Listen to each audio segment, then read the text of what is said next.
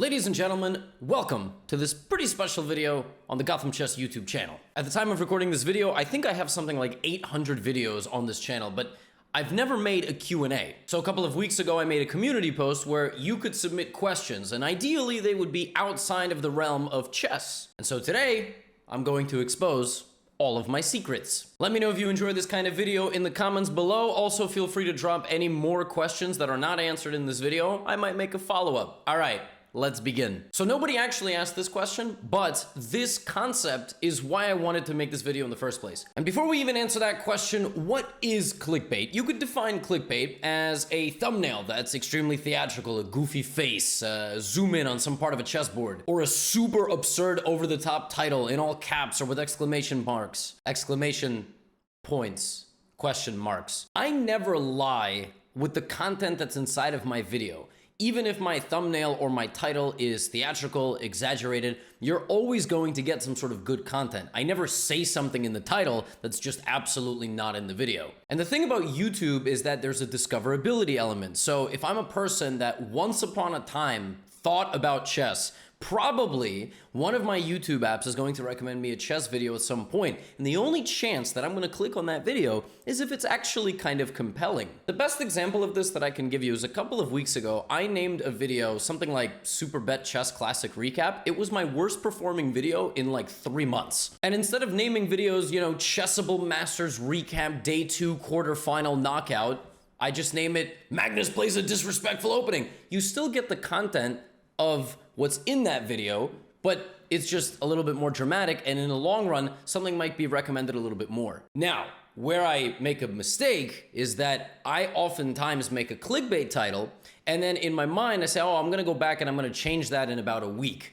So I'm gonna say recap, or I'm gonna say, you know, round 7 or something, and I just forget. I just have a lot to do, and then I let it sit, and all of a sudden instead of having 5 videos that I have to change the title to, I have 15, I have 50, I have 100, and then I just leave it, and for that, I'm definitely sorry, because sometimes you have no idea what you're clicking on. The other type of content on YouTube is evergreen content. So I have a video called How to Play Chess, Comprehensive Guide for Beginners or something like that. That video during the chess boom was recommended to everybody. When you typed in how to play chess, that was the video that you saw. That is evergreen content. That's content that the name doesn't have to be that flashy, but YouTube can sense that it's evergreen content and will recommend it to people as a baseline for learning something within a certain skill. But listen, the YouTube algorithm is pretty brutal. From like the peak of chess in 2021 to now, which is the end of May 2022, my impressions, like my videos being recommended to people, are down nearly 70%. Chess had its moment in the spotlight, and I'm gonna stay here, and I'm gonna obviously continue to make this content for you. But unfortunately, you will have to tolerate a little bit of theatrics, because the truth is, if I just tell you exactly what's in the video and don't make a great thumbnail, the impressions are going to be even lower than that. And before we jump into viewer questions, I also just want to give you a little bit of background about myself, how I became a YouTuber. So I made my first YouTube video really in like 2020. And since then, about May or June, right when the pandemic was really at its peak and growing every day, I stopped teaching chess. So when I started college in 2017, I was studying, and I will actually address that in the first viewer question. I was studying statistics, and I was teaching chess. New York City is the best place to teach chess, because even if you're rated like 1,200, 1,400, as long as you can command attention, as long as you have a good classroom presence, you can earn $80 an hour. You could earn $120 an hour. The clientele is so widespread with kind of their income, and that they will pay that for those services. So I taught chess at a private school. I ran my own chess program, and there's a little bit of a bubble in which you can live as a chess teacher. You have private lessons, you have group lessons, you can do camps. Camps in the summer or on weeks off from school are the best way to make money, because a kid pays for an entire week. And if you get 10 kids and you hire 2 assistants for a little bit, right, that's a lot of money that you can earn right there. A lot of the times you get paid in cash. IRS, don't audit this video. Yeah, I mean, I was doing that for about 3 years, and then pandemic happened, and May, June, I started streaming a lot more on Twitch. I started making YouTube videos, and I was only doing Zoom classes with my students. And I gotta tell you, convincing a 7-year-old that's like shoving their face full of food that they have to play the London just lost its appeal. So now I just teach the entire internet about playing the London, and I don't know what you're doing with food, but you can do whatever you want. And that's it. I've been a full-time digital creator since about mid-2020. And that takes me to my first viewer question. From Jacob J or Jacob J. As somebody in statistics myself, how was your time at university? Why did you decide to go into statistics at the time? So, my journey to college as an American is pretty weird because in the US, you can pay like $50,000 a year for college unless you get a scholarship. And scholarships are very rarely determined on merit, like if you have good grades or you are part of some, cool or body of work or something. It's generally by financial need. So they take your parents' tax returns from several years prior. And sometimes you're in a tricky situation where maybe the year before your parents were employed. But now your parents, one of them lost their job or something like that. And it's like a lottery, basically. You don't know if you're going to get good financial aid. So I went to college in New York City because I got a scholarship, and I actually got paid to go to college. The way it ended up working out is I had an opportunity fund. I got into an honors program in City University kind of network. And I don't even think that honors program exists anymore. And I got a scholarship, so I was getting paid every year to go to college. And I settled on statistics and quantitative modeling, which was the official name of my major, because I don't know, I had no idea what I wanted to do in college. I was teaching chess, which I was making money on and enjoying. And I thought, it would be interesting to learn to harvest data, build models, predictive things. But I went to a crap school. And they barely offered those classes, and the professors were boring and uninteresting, so I decided to stick to teaching chess. Still, I will say for the young and impressionable audience, don't look at me and go, aha, he did it. Well, that means I can do it too. I'm an international master, to be honest, and I enjoyed teaching, and I was able to handle classrooms of kids. I used to call it zookeeping. I was able to earn a living, even though I was not respecting my studies as much as other folks. I was in a school where there was a lot of corporate networking, a lot of people trying to get junior year internships at banks or boutique investment firms, and I was lucky that I had chess. I never really had to pursue the corporate route that intensely. Question number 2 from No Mind Production. What other hobbies are you good at besides chess that people don't know about? Not a lot, if I'm being completely honest. I like some sports. I liked to play basketball back in the day until I realized that I'm frail. My lower back is quite fragile. I have a degenerating disc in my L5S1. This is why we need a Q&A video, because otherwise you wouldn't know anything about this. And I've herniated that disc several times in my life. The earliest being 16 years old, I was unable to walk because of a herniated disc in my lower back. But recently, I'm really into racket sports. I've really started playing a lot of tennis in the last year. I tried squash, which, if you haven't played squash, it is the most insane cardio workout you will ever get in your life. And I played Overwatch for like 2 years pretty consistently, and I got high platinum as Hamster, aka Ball. So yeah, I was a pretty decent tank. Other than that, I'm just like a regular person. I mean, I just do a ton of chess, and I like to watch some sports. I like to play some sports. I like to go to nice restaurants. I like to be outside when it's sunny. Kind of like a normal dude. Next question from Psycho Larry. Did you ever have a moment where you were seriously considering abandoning chess forever? What was your plan? What were you thinking? Why were you thinking about abandoning? Yeah, so many times in horrible tournament situations. When I was 12, I was 2000. I was number 2 as a 12-year-old for a few months. Daniel Naroditsky was number 1. And I quit for 3 years because I couldn't break past mid-2000. I was struggling big time. That was my first almost quitting chess permanently. And other times in my life, I've wanted to quit, like after horrible losses. I once had a tournament where on the 40th move, when you're supposed to get the extra hour, I looked at the clock and it added the hour already, but that's because we set the clock the wrong way. And that would have been my first win over a grandmaster. It was at the Manhattan Open round 1 some year against Vladimir Romanenko, and he felt bad for me. He offered me a draw because he realized that I lost on time. He was in a losing position, and I didn't know what to do. I started arguing. I was like, no, so he had no choice but to call the arbiter, and the arbiter ruled it a loss for me. And that I wanted to quit chess then, but then I played the second round of that tournament and I blundered on the 39th move of the next game against another 2400. I was like 2200 at the time. Back-to-back brutal losses. I called my grandma. I remember almost crying on the phone. It's happened. I've only ever wanted to quit chess from a competitive standpoint, but now I'm in too deep. So I don't think I'm going to be quitting anytime soon. I generally, you just come back. Like, what can you do? It's kind of an abusive relationship, but chess is really wonderful when you're, I think, below 2,000. There's always incredible things you can learn. There's so many different new openings you can try that you've never tried before. I'm kind of at a weird spot where I have to really focus on all the nitty-gritty small intricacies to improve even a little bit. A question from Damian Hopstaken. I hope I'm like not massively mispronouncing that name, trying to make it sound more exotic than it is. If you could go back in time and spend all the time you gave to your career chess in a different way, what would you spend it on? These questions are always obscure. I mean, if you watch like Super GMs sometimes get asked these questions as well. I can't really answer that. I mean, I would probably be working some corporate job. To be honest with you, I would probably work smart, not hard.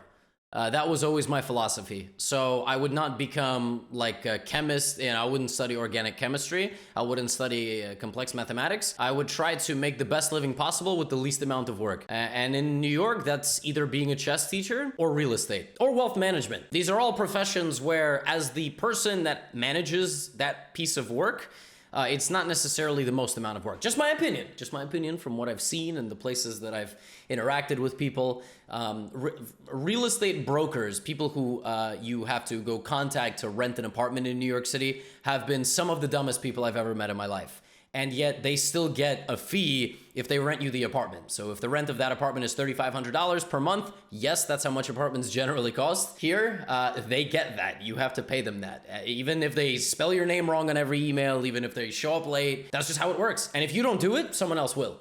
So that's what it's like living in New York City. So probably one of those, because I would work smart, not necessarily work hard. All right, we're moving on to questions about myself and maybe my wife as well.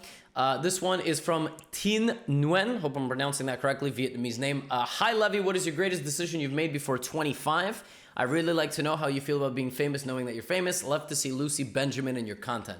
Thank you for using Benjamin's legal name. The best decision I made before 25 was convincing Lucy that I was worth being with, because I turned 25 December 2020, right? So yeah, definitely Lucy, and kind of that became my foundation for becoming a better person, being more productive, being the best version of myself possible. So I would say that. And then how do I feel about being famous? Nothing's changed. Like I'm really the same person I was. I mean, probably some things have changed. You rarely notice things about yourself, right? Someone doesn't see you for 3-4 months and go, oh, you lost weight, right? Like it's the same thing. No matter how much money this career makes me, I'm pretty much the exact same person. Of course, whatever they say money can't buy happiness. That's BS. That's absolutely untrue. It certainly takes a lot of headaches away. So yeah, don't listen to super cliche stuff. Maybe I don't enjoy open tournaments as much because I while I am a role model or people look up to me, sometimes I do feel like I'm a little bit of a zoo animal, like at the exhibit when people are like pounding on the glass to like it. It's humbling. It's kind of the price you pay for this career, but at the same time, I quite enjoy just, for example, with some of our close friends, I can just go play tennis. They just treat me like a human being. They're not like, oh my God, I love you. I love all your videos, blah, blah, blah. And I would just kind of say that it's hard to do. I suffer from this myself when I watch celebrities or athletes or something like that. I don't think we should ever treat anybody as a god. It's hard because if you watch somebody's videos for 2 years, and especially if they helped you through difficult times in your life, you have to realize at the end of the day, we're all people.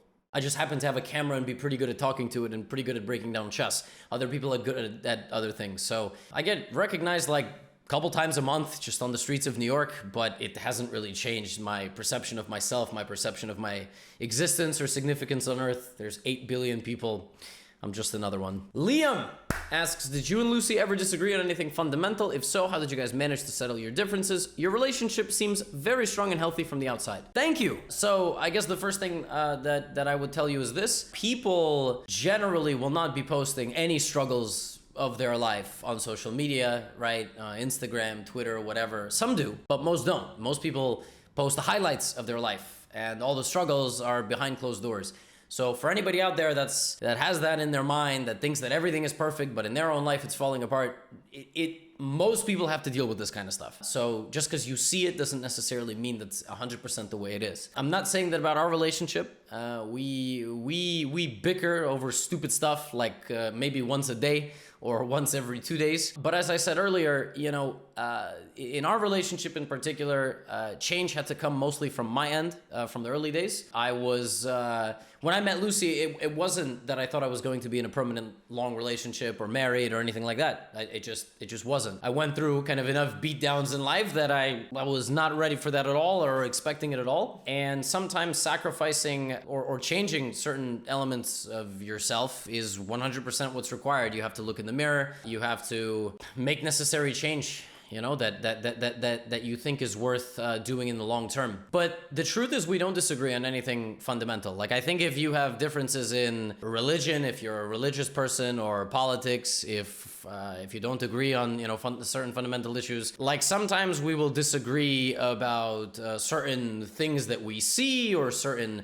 situations. We will have fundamental disagreements. We try to convince each other, but we're both extremely stubborn. Sometimes the best thing is to just let it go. But generally, you don't want to fight over big things. You could fight over stupid things like you can never find your wallet when we're trying to leave the house. Why are you so irresponsible? Blah, blah, blah. But this kind of stuff, it's in one ear, out the other. Once you find that person in life who it's kind of, you know, deep down fundamentally, like, this is it, short of, you know, I don't know, them hitting someone with a car deliberately, the rest of the stuff, you can slowly figure out. John asks, do I look at my earlier videos with a smile or do I cringe? The progress I've made from them to now is, as a content creator, is remarkable. Did I have lessons or grow into it?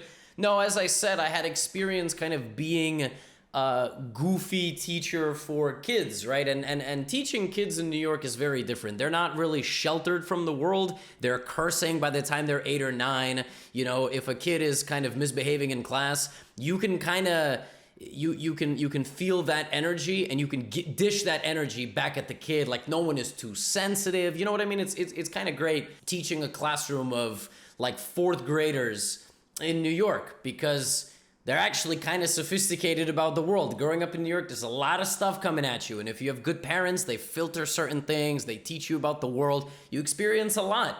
You could also argue it's dangerous. But again, if you have kind of a good safety system, good support team, that kind of stuff is not, you don't necessarily have to worry about that kind of stuff. But no one's really sheltered. So I was able to kind of be myself, and I just transfer that to streaming. Now even in my digital creation, I'm a totally different person on Twitch and on YouTube. I don't know if you know that. Kids, if you're gonna watch me on Twitch, watch me with headphones. Parents, if you have a kid that's younger than 13, don't let them watch my Twitch. A lot more cursing.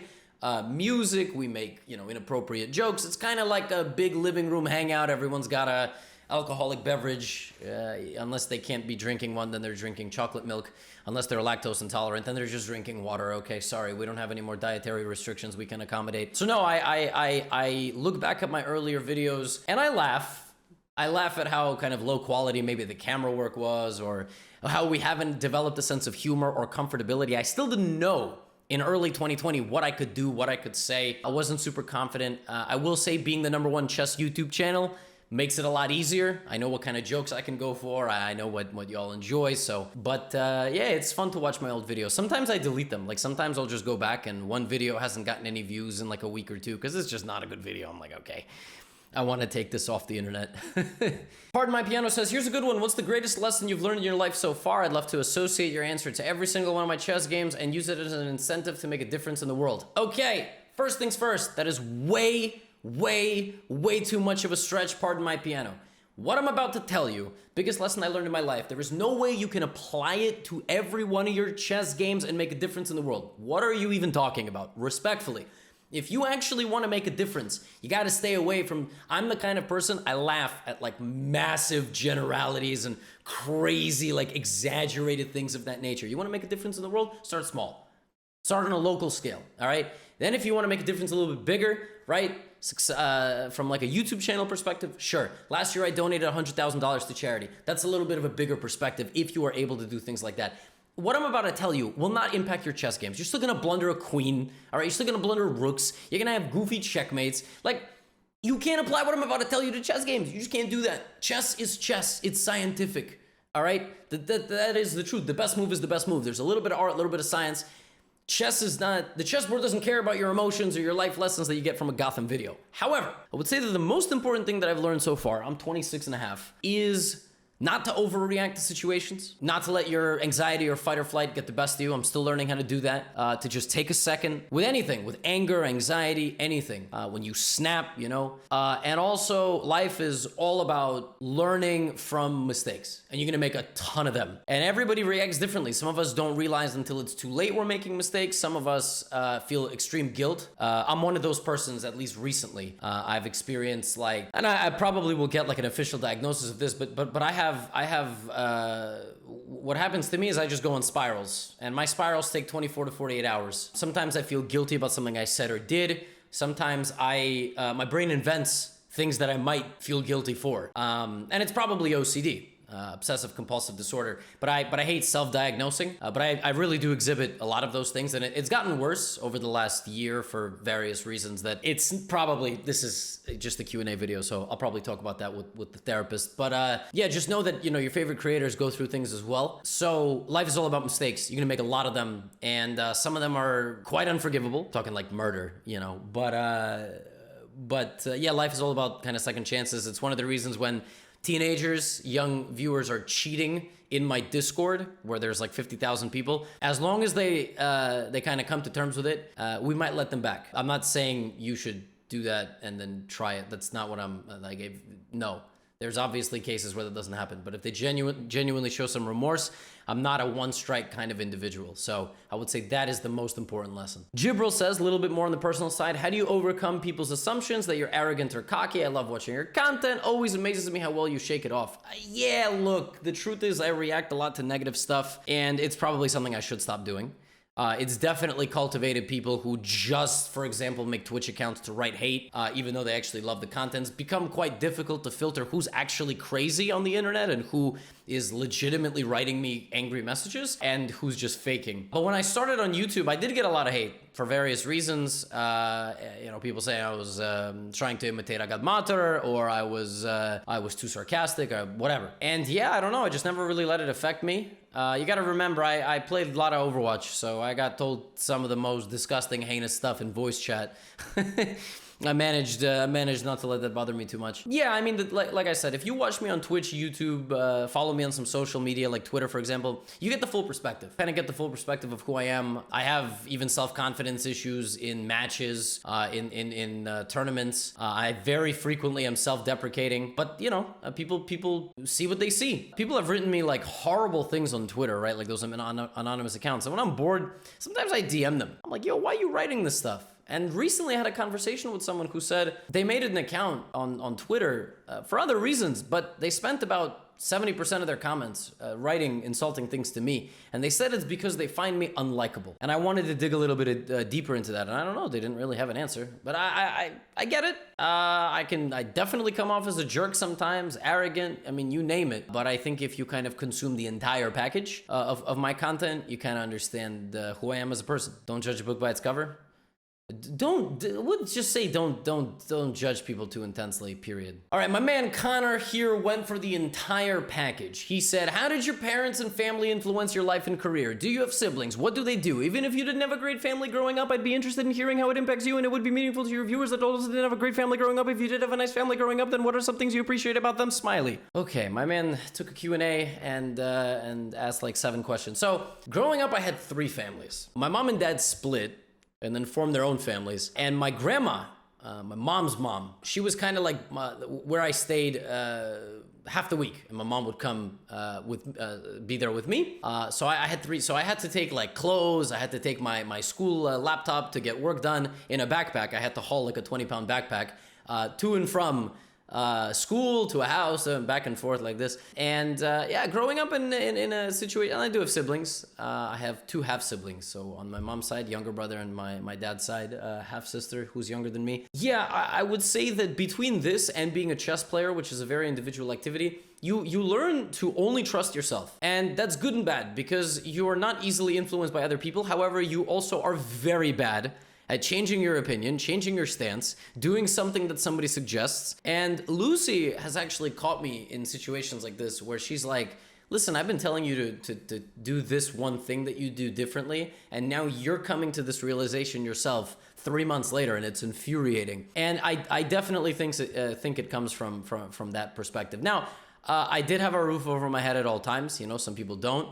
So I can't complain too much, but it's definitely not a great situation, because you also have to realize when you're growing up and your parents are separating and still dating. I mean, still looking for a partner to settle down with. I mean, just think about that. You're like 10, 11, or 9 years old or whatever. Your parents don't even have their life sort of with a basic foundation. So, you know, I'm staying at my grandma's place while my dad maybe is like on a date. I mean, just think about that, right? That's so odd, like compared to just having a relatively stable kind of family life. So I would say that that there's the good and the bad associated with it. I wouldn't say my family plays a huge role at all in my career, in my kind of current situation, but I'm relatively, you know, close with them still, and they never did anything that would make me not, let's put it this way, want to talk to them on a consistent basis. And we will end with this question. It's a chess question.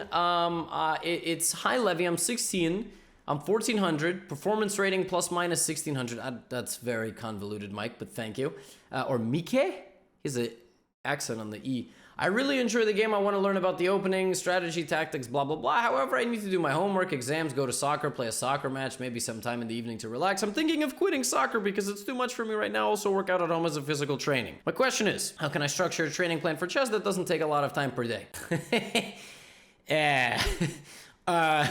All right. Well, I mean, you gotta train some openings for sure, especially as a 1400. So the hardest part of chess is actually implementing what you train. Training tactics you can do for fun. Playing games you can also basically do for fun, but improvement will come only from really the kind of dedicated time. So I would do it a week at a time, which might sound crazy, but if you want to learn an entire new opening and you only have like 30 minutes a day to do it with chess, spend an entire week on it. Don't play any games.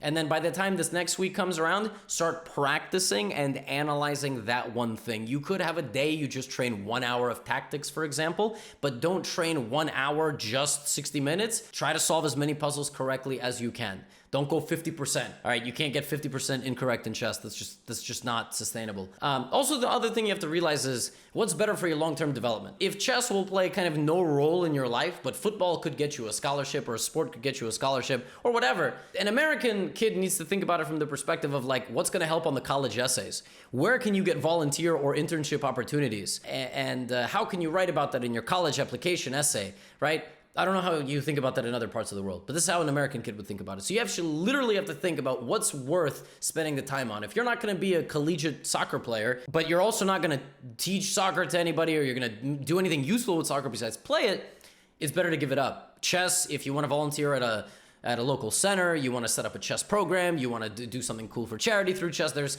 ways you can do your activity when you're younger to make better decisions later on in your life.